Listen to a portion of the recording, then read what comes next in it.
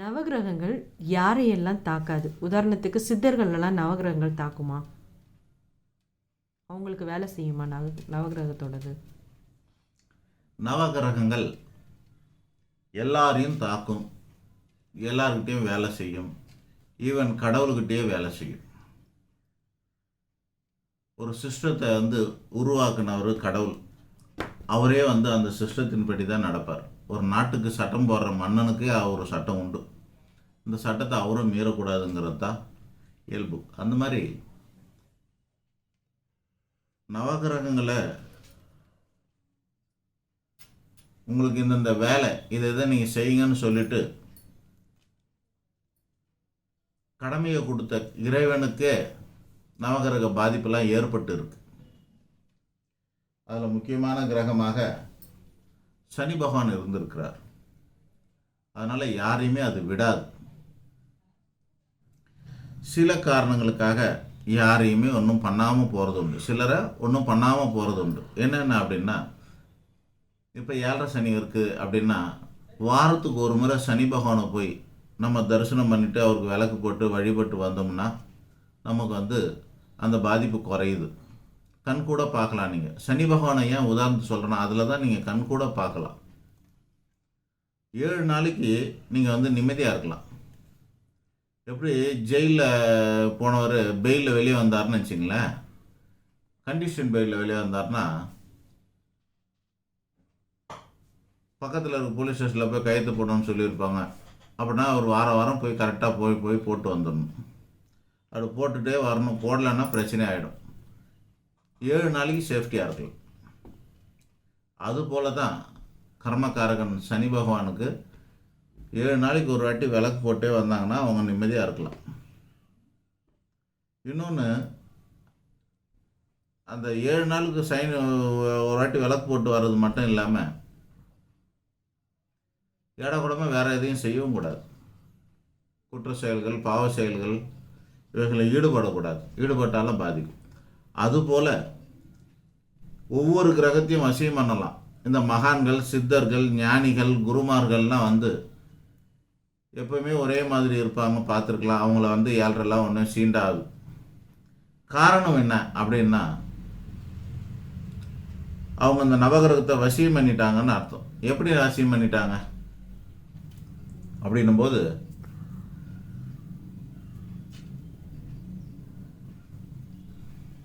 இப்போ நவகிரகங்கள் ஆளுக்கு ஒரு திசையாக இருக்கும். நீங்கள் பார்த்துருப்பீங்க. நவகிரகங்கள் ஒரே மேடையில் இருக்கும், ஆனால் ஆளுக்கு ஒரு திசை பார்த்து நிற்கும். ஏன், நாங்கள் நம்மளோட ஆஃபீஸுக்கு மேலே வீடு, வீட்டுக்கு மேலே கோவில் இருக்குது. மொட்டை மாடியில் கோவில் வச்சுருக்கோம். நாம் அந்த கோவிலில் நவகிரகம் வரிசையாக வச்சுருப்போம்.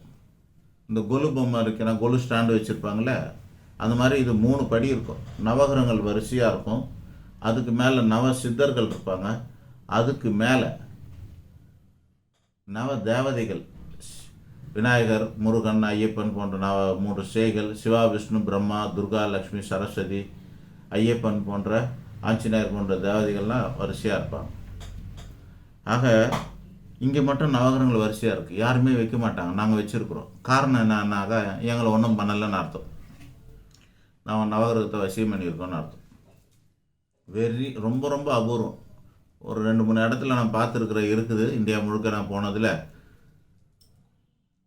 கோனார்க் அப்படின்னு சொல்லக்கூடிய சூரியனான் கோயில்கிட்ட அப்படி இருக்குது. ஒரிஷாவில் ஜெகநாதர் கோயில் அதை பார்த்துருக்குறேன். வைத்தீஸ்வரம் கோயிலில் இருக்குது, இப்படி பார்த்துருக்கேன். அப்புறம் தஞ்சாவூரில் ஒரு ஊரில் பார்த்துருக்கேன். இப்படி ரொம்ப ரொம்ப அபூர்வமாக தான் இருக்கும் நவகிரகங்கள் வரிசையாக பார்க்குறது. எதிர்பூர்வமாக தான் இருக்கும். ஏன்னா அவங்க யாருக்குமே அடங்க மாட்டாங்கன்றது தான். அவங்கள வசியம் பண்ணவங்க மட்டும்தான் இப்படி வச்சு பார்க்க முடியும். ஆக ரொம்ப விசேஷமான அந்த கோயில். நான் அந்த படத்தை காட்டுறேன். நான் தெரியுதாமா?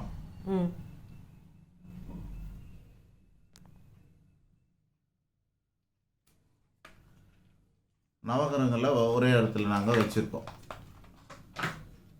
நம்ம வீட்டில். இப்படி வசியமாகும். எப்படி வசியம் பண்ணலாம் அப்படின்னாக்க, அதே போல் இன்னொன்று சொல்கிறேன்.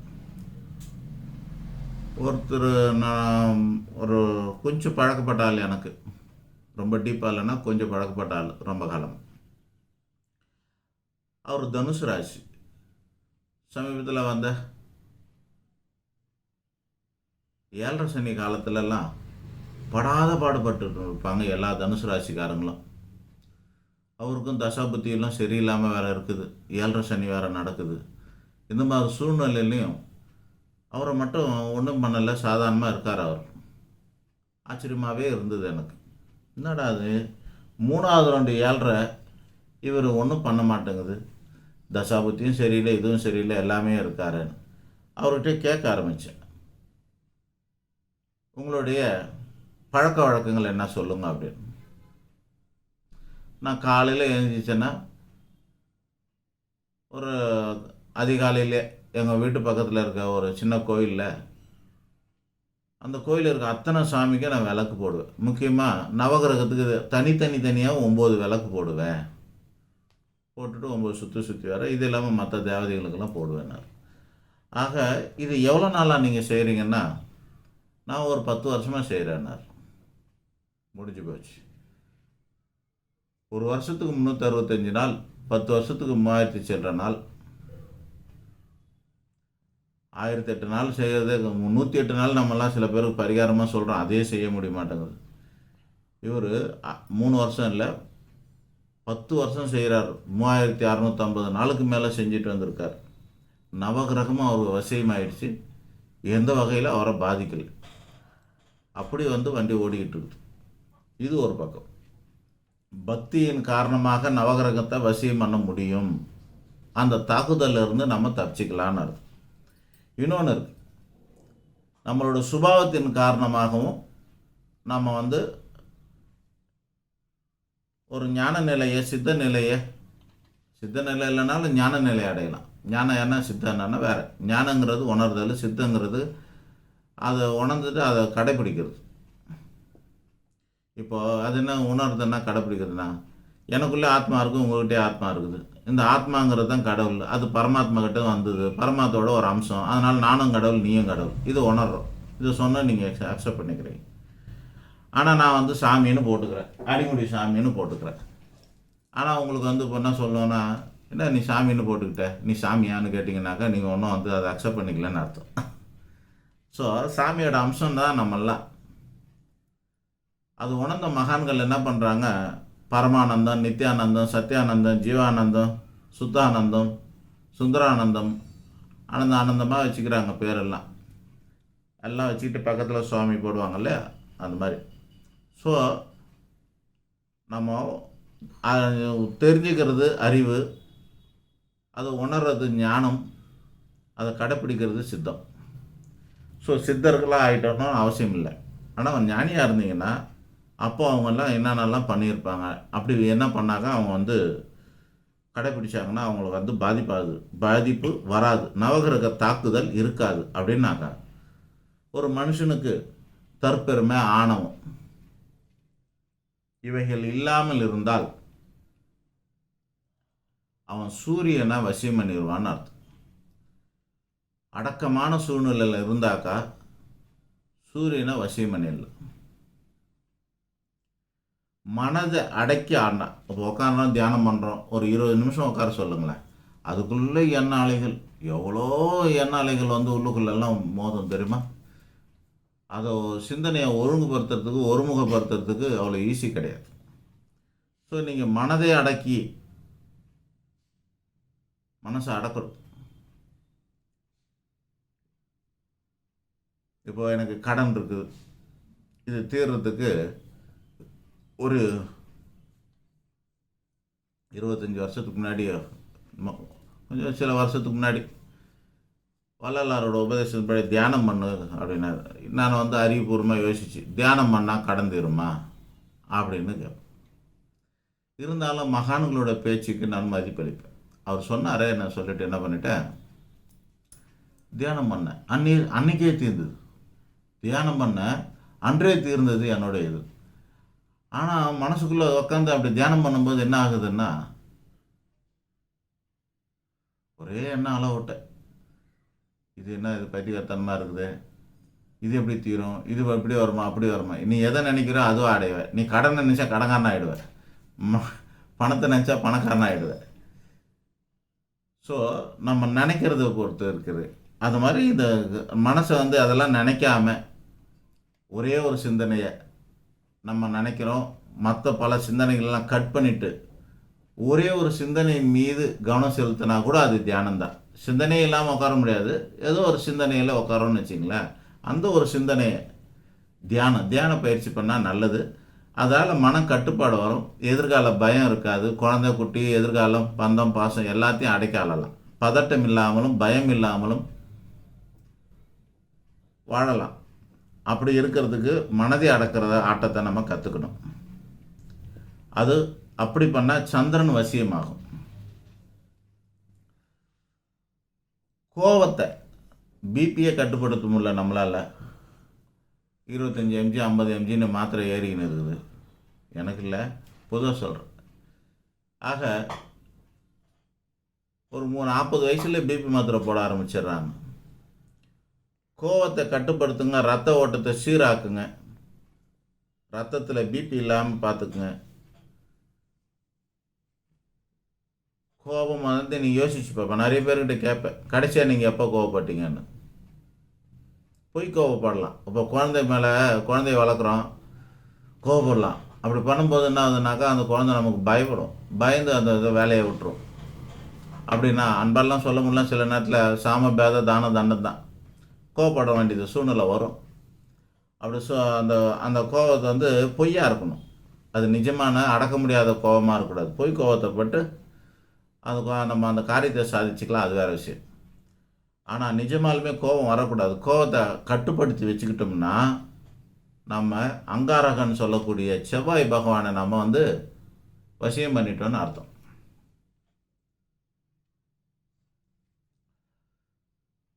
செலவு, சிக்கனத்தை கடைபிடித்தால் நீ தனக்காரகனான குரு பகவானை வசியம் பண்ணிட்டீங்கன்னு அர்த்தம். உங்கள்கிட்ட பொண்ணும் பொருளும் சேரும். உங்களுடைய கையில் எவ்வளோ பணம் இருக்குது, பர்ஸில் எவ்வளோ பணம் இருக்குது, ஜிபேயில் எவ்வளோ பணம் இருக்குது, அதாவது பேங்க் பேலன்ஸில் எவ்வளோ பணம் இருக்குது, வீட்டில் எவ்வளோ பணம் இருக்குதுன்னு துல்லியமாக உங்களுக்கு தெரியுமே. ஆனால் ஸ்டைலாக சொல்லுவாங்க, எவ்வளோ பணம் இருக்குது, தெரில சார் எவ்வளோ இருக்குது பார்க்கணும். ஒருவேளை பாக்கெட்லேயே வந்து 20,000 30,000 இருக்குமா அப்படின்னு பார்த்தா அதில் 20 ரூபா 30 ரூபா தான் இருக்குது, அது கூட தெரியலன்னுவாங்க. ஸோ நீ எதை மதிக்கிறியோ அதெல்லாம் உன்னை வாழ வைக்கும். சம்பளம் வாங்கணுன்னா கட்டுப்பாடு இல்லாமல் செலவு பண்ணுறது, பணத்தோட மகத்துவம் தெரியாமல் ராத்திரி 12 மணிக்கு நைட் ரெஸ்டாரண்ட்டில் போயிட்டு அள்ளி திங்கிறது, 12 மணிக்கு ஆர்டர் பண்ணி வீட்டுக்கு வர வச்சு சாப்பிட்றது, ராத்திரி 12 மணிக்கு 700 ரூபா 2000 ரூபா மனுங்கன்னு சொல்லிட்டு ஆர்டர் பண்ணி சாப்பிட்றது ஒருத்த மனுஷனுக்கு. இப்படிலாம் பணத்தோட மகத்துவம் தெரியாமல் நீங்கள் செலவு பண்ணிட்டு இருந்தீங்கன்னா குரு பகவானை நீங்கள் வசியம் பண்ண முடியாது. குரு பகவானை வசியம் பண்ணணும்னா சிக்கனத்தின் அடிப்படையிலே வசியம் பண்ணணும். கஞ்சனாக இருந்தால் சீக்கிரமாக வசியம் பண்ணிவிடுவான். ஆனால் கஞ்சனாக இருக்கிறது நல்ல குணம் கிடையாது. அதனால் சிக்கனமாக இருங்க. தான தர்மம் பண்ணால் அதுக்கு பண்ணுங்க. அது கூட பாத்திரம் வந்து பிச்சை எடுங்க, அளந்து தனக்கு போக தர்மம் பண்ணுங்க. இந்த மாதிரிலாம் இருக்குது. ஒரு குறிப்பிட்ட நேரில் பண்ணணும். நாங்கள் ஞாயிற்றுக்கிழமை மட்டும் தான் எங்கள் அன்னதானம் பண்ணுவோம்.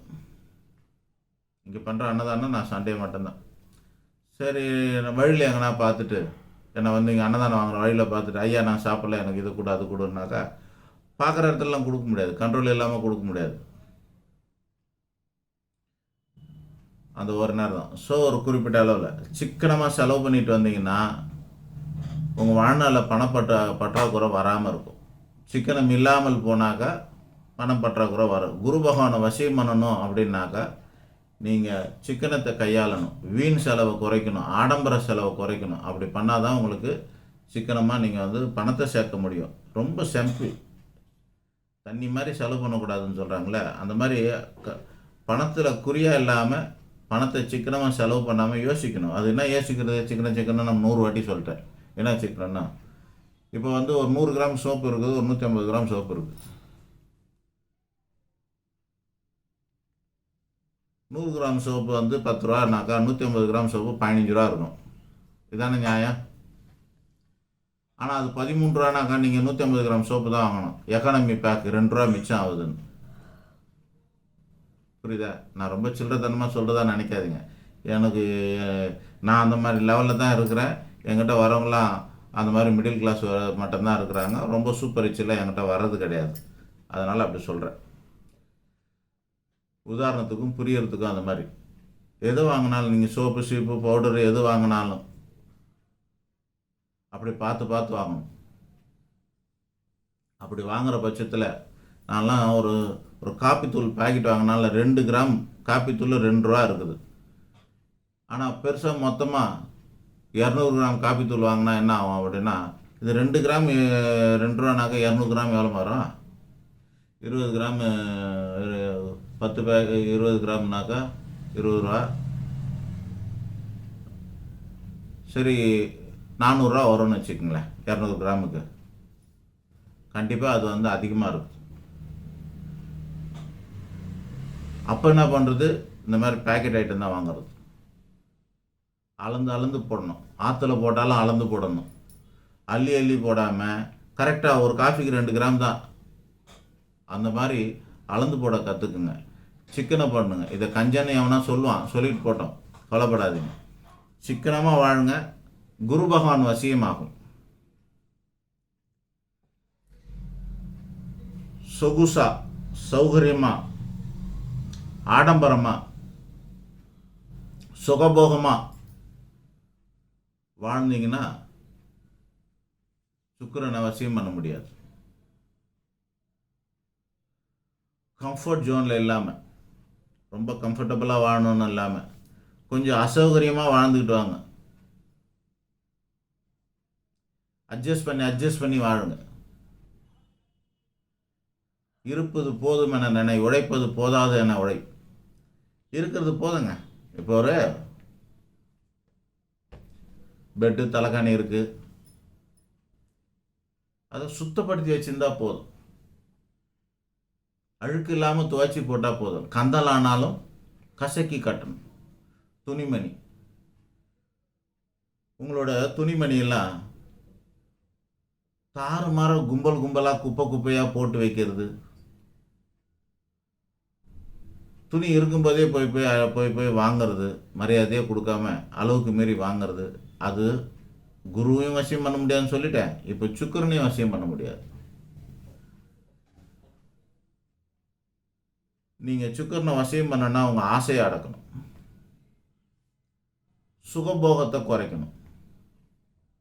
தன்னோட நிலையை விட ஒரு படி கீழே நீங்கள் இருங்க. உங்கள் நிலைக்கு நீங்கள் பிஸ்னஸ் கிளாஸில் கூட போகலான்னு வச்சுக்கங்களேன், ஃப்ளைட்டில். அந்த அளவுக்கு நீங்கள் பெரிய ஆளாக இருக்கிறீங்கன்னு வச்சுங்க. ஆனால் நீங்கள் சாதாரணமாக போயிட்டு பாருங்கள், சுக்கிரன் வசியமாகும்.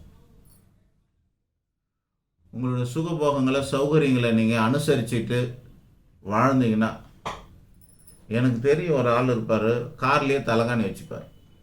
என்னத்துக்குன்னா, எங்கேயாவது போகிற இடத்துல அவர் வீடு அந்த தலைகாணியை போட்டு பார்த்தா தான் அவர் தூக்கம் வரமா. வேற ஆள் தலைகாணி இருந்தால் தூக்கம் வராது. யார் வீட்டுக்காவது போகும்போது இல்லாமல் நம்ம வீட்டு தலைகாணியை தூக்கின்னு போகிறது சொல்லுங்கள். இன்னைக்கு தேதிக்கு அவர் பிச்சை எடுக்கிறார் நிலைமையில் இருக்கார். இந்த வீடியோ அவர் பார்க்கக்கூடாதுன்னு ஆண்டவனை வேண்டிக்கிறேன். காரு பங்களா எல்லாம் வச்சிருந்த ஆள் இன்னைக்கு வீடு மன வாகனம் எல்லாம் ஏலம் போய் இன்னைக்கு பிச்சை எடுக்கிற நிலைமையில் இருக்கிறார். காரணம், அவ்வளோ சொகுசு. தலைகாணியெல்லாம் தூக்கிட்டு போயிட்டு எங்கே போனாலும் இவர் தலைகாணியில் தான் படுத்து தூங்குவார். அது பார்த்தா தான் எனக்கு தூக்கம் வரணும். ஆக சுகபோகங்களை அடக்கிய ஆளுங்கள், ஆசையை அடக்கிய ஆளுங்கள், முக்கியமாக காமத்தை அடக்கிய ஆளுங்கள். உங்கள் கண்ட்ரோலில் இருக்கணும் காமம். காமங்கிறது ஆசை. சமஸ்கிருதத்தில் காமம், தமிழ் ஆசை. நீங்கள் வேறு மாதிரி அர்த்தம் எடுத்தாலும் அதுவும் சரிதான். அடக்கிய ஆளுங்கள் உங்கள் கண்ட்ரோலில் இருந்ததுன்னா நீங்கள் சுக்கிரனை வசியம் பண்ணிட்டீங்கன்னு அர்த்தம். கர்மானால் ஏற்படக்கூடிய கஷ்டங்கள், அதை அக்செப்ட் பண்ணிக்கங்க. நோய் வருது, ஒரு சின்ன தலைவலி, உடனே டாக்டர்கிட்ட ஓடாதீங்க. நம்ம என்ன பண்ணணும், தலைவலியா முதல்ல எக்ஸ்டர்னல், அது கொஞ்சம் நேரம் பொறுத்துக்கணும். அதுவும் பொறுத்துக்க முடியல, 1 மணி நேரம் ஆச்சு போல, கொஞ்சம் தைலம் தேய்ச்சி பாருங்க, அதுவும் போல, ஒரு மைல்டான ஒரு பேராசிட்டமால் ஒரு டிஸ்பிரினை போடுங்க, அதுவும் போல, ஒரு மாத்திரைக்கு முன்னாடி காஃபியை போடுங்க, அதுவும் போல, ஒரு மாத்திரையை போடுங்க. இந்த மாதிரி எவ்வளோ முடியுமோ உங்களால் அந்த வேதனையை அனுபவிச்சுக்குங்க. ஒரே நிமிஷத்தில் சுவிட்சு போட்டோன்னா லைட் எரியிற மாதிரி உங்கள் கஷ்டம் ஒரே நிமிஷத்தில் காணாமல் போகணும்னு நினைக்காதீங்க. கஷ்டம், கர்மா, கடன், வழக்கு, வியாதி, சண்டை, சச்சரவு, நோய், நொடி, வம்பு, வழக்கு, போகக்கூடாத இடம், ஹாஸ்பிட்டல், கோர்ட்டு, போலீஸ் ஸ்டேஷன், இந்த இடங்களெல்லாம் பணம் போக வைக்கிறது எல்லாமே நம்மளோட கர்மாங்க. சும்மா இருக்கும்போதே ரோட்டில் போகிறவன், பஸ்ஸில் போகிறவன் டபாலும் காரி துப்புவான், நம்ம மேலே போடுங்க, அது கூட கர்மா. அவனை துரத்தின்னு போய் வெட்டாதீங்க, குத்தாதீங்க. ஏதோ ஜென்மத்தில் நாம் வெட்டி நம்ம துப்பிட்டோம் எவனையும், அதனால் இன்றைக்கி எவனோ நம்மளை துப்பிட்டான்னு நினச்சி தொடச்சி போட்டு போயிட்டே இருங்க. இப்படி உங்களோட கர்மத்தை, கஷ்டத்தை, அவமானத்தை சகிச்சுக்க கற்றுக்கிட்டா, சகிச்சுக்கிட்டு வாழ்ந்துட்டா,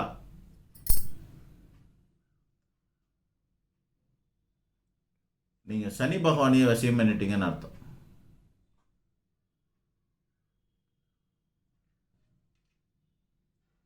மாயை, பேராசை, இந்த இடத்துல இவ்வளோ டெபாசிட் பண்ணாக்கா இவ்வளோ தராங்களாம். 1 லட்ச ரூபா பண்ணால் முதல் மாதமே 15,000 ரூபா கொடுத்துருவாங்களாம், அடுத்த மாதத்துலேருந்து 5,000 ரூபா கொடுப்பாங்களாம்.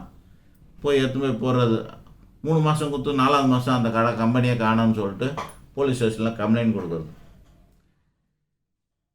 இந்த அதிக வட்டிக்கு அல்லது அதிக லாபத்துக்கு ஆசைப்படுறதெல்லாம் மாயைன்னு பேர். மாயை மற்றும் போதை, பீடி, சிகரெட்டு, மது, சூதாட்டம்,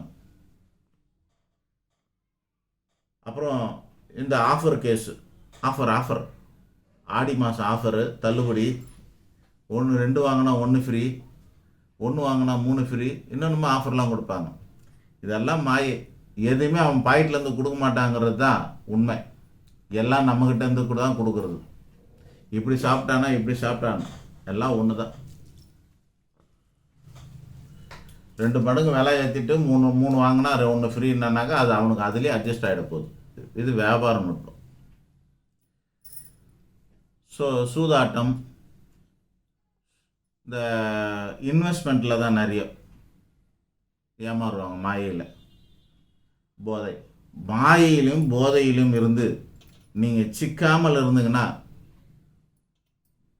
என்னோடய சின்ன வயசுலேருந்து இன்றைக்கி வரைக்கும் எனக்கு பல ஆட்டங்கள் தெரியும், விளையாடுவேன். ஆனால் 5 பைசா கூட வச்சு குடும்பத்தில் விளையாடும்போது கூட பைசா வச்சு விளையாடணும்னு சொல்லுவாங்க. குடும்பத்தில் நல்ல நாளுக்கு யாரோ கும்பல் சேர்ந்தாங்கன்னு வச்சுங்களேன், அண்ணன் தம்பி மாமா மச்சான்லாம் ஒன்றா உட்காந்துருப்போம், சேர்றாங்க, அப்படியே கார்ட்ஸ் போட்டு விளையாடுறாங்கன்னு வச்சுக்கோங்களேன். சுமார் என்னமோ போட்டு ஒரு 5 ரூபா 10 ரூபான்னு வச்சு சும்மா விளையாட்டுக்காக வைப்பாங்க. அதுதான் அவங்களுக்கு சுவாரஸ்யம் நினைக்கிறாங்க. நான் விளையாட மாட்டேன். அப்போ நீ தான் நல்லா ஜெயிக்கிறிய, அப்புறம் வைக்க வேண்டியதானு. ஜெயிக்கிறோம் தோக்குறோங்கிறது பிரச்சனை இல்லை. சூதாட்டம், பணம் வச்சு விளையாடுறது சூதாட்டம். பாண்டவர்கள் நம்ம கற்றுக் கொடுத்துருக்குறாங்க, விளையாடக்கூடாது. எந்த இடத்துலையும் பணத்தை வச்சு விளையாடக்கூடாது, சூதாட்டம் விளையாடக்கூடாது, போதையில் ஈடுபடக்கூடாது. பீடி, சிகரெட்டு, மது மற்றும் இப்போ அதோட உன்னத்தும் இல்லை, கஞ்சாவும் சேர்த்து சொல்லணும். நவீனகரமான போதைப் பொருட்கள்லாம் வந்துடுச்சு. இதில் எதுலையுமே செக்கக்கூடாது. எந்த ஒரு போதை வஸ்துக்கு அடிமையாகிறது இல்லை. பழக்கம் இருந்தால் கூட அவனால் ராகு பகவானை வசியம் பண்ண முடியாது. பழக்கமானவனுக்கு ராகு பகவான் சரியில்லாத கோச்சார காலத்தில் மிக அல்லலும் துன்பமும் உண்டு. பழக்கமானவனுக்கு அந்த பழக்கத்தில் எல்லாம் சிக்காமல், போதையில் சிக்காமல் இருக்கிறவன ராகு பகவான் ஒன்றுமே பண்ண முடியாது. ஆசை, அதாவது பேராசை. முன்னாடி ஆசை, சுக்கிரன் ஆசைன்னு சொன்னேன், ஏன்னா அவன் சுகக்காரகன். ராகு பகவான் பேராசைக்காரகன், ஏன்னா அவன் போகக்காரகன். ஸோ பேராசை, போதை இவைகளிலிருந்து நீங்கள் விடுபட்டு இருந்தால், இவைகள் இல்லாமல் இருந்தால் நீங்கள் ராகு பகவானை வசியம் பண்ணிட்டீங்கன்னு அர்த்தம். இப்போ ஆன்மீக சம்பவம், ஞானம் சார்ந்த விஷயம், குலதெய்வ வழிபாடு, சிறு வழிபாடு, சிறு தெய்வ வழிபாடு, ஜோதிடம், ஆன்மீகம், இதெல்லாம் இருக்கு இல்லையா? இதில் மூட நம்பிக்கை இருக்கு. இந்த மூட நம்பிக்கை இல்லாத பக்தி வேணும். குறி பார்க்கறது, குறி கேட்கறதெல்லாம் மூட நம்பிக்கைங்க. குறி சொல்றது, அது குறியை நம்புறதெல்லாம் மூட நம்பிக்கை.